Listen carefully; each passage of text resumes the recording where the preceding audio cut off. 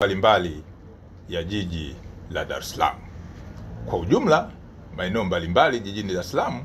yako salama. Hata hivyo,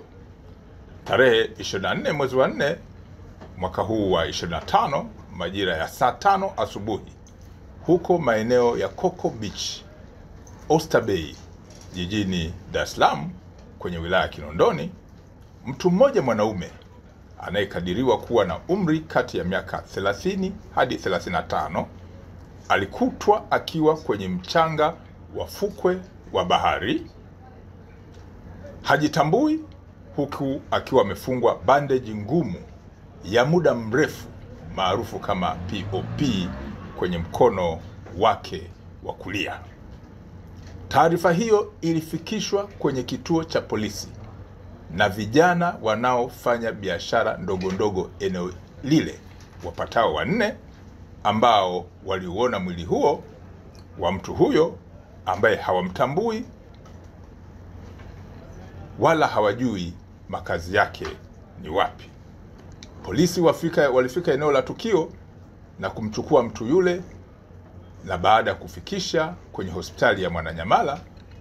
ilitambuliwa na madaktari kwamba mtu yule alikuwa tayari amepoteza maisha.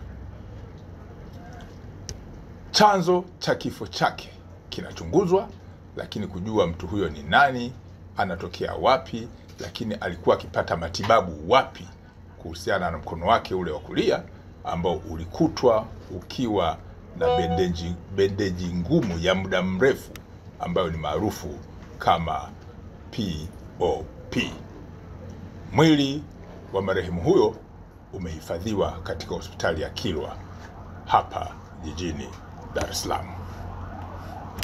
Jeshi la Polisi Kanda Maalum ya Dar es Salaam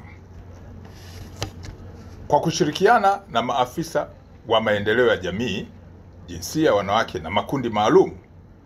linaendelea kufuatilia kwa karibu na kuchunguza kwa pamoja na idara hii ya serikali swala la kushambuliwa na kudhalilishwa kwa mwanafunzi wa Chuo Kikuu cha Ardhi Dar es Salaam ambaye alifahamika kwenye siku za hivi karibuni kama kwa jina la Magnificat Barnabas Kimario. Katika swala hili, watuhumiwa 4 wamekamatwa, akiwemo Reno Ponsil Mkwawili wa Chuo cha Ardhi, Asha Suleiman Juma wa Chuo cha Uhasibu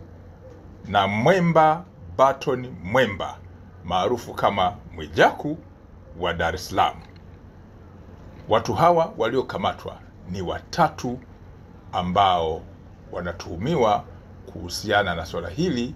la sakata ambalo limeingizwa watu 4 akiwemo mlalamikaji. Upelelezi wa shauri hii unakamilishwa haraka iwezekanavyo ili mamlaka zingine za kisheria ikiwemo ofisi ya mashtaka iweze kuchambua na kubaini ni shauri lipi ambalo linaweza zikasimama kisheria kuhusiana na swala ambalo tunalichunguza. Jeshi la Polisi Kanda Maalum ya Dar es Salaam linaendelea kusisitiza na kuwakumbusha wananchi kuwa swala la usalama wa jiji la Dar es Salaam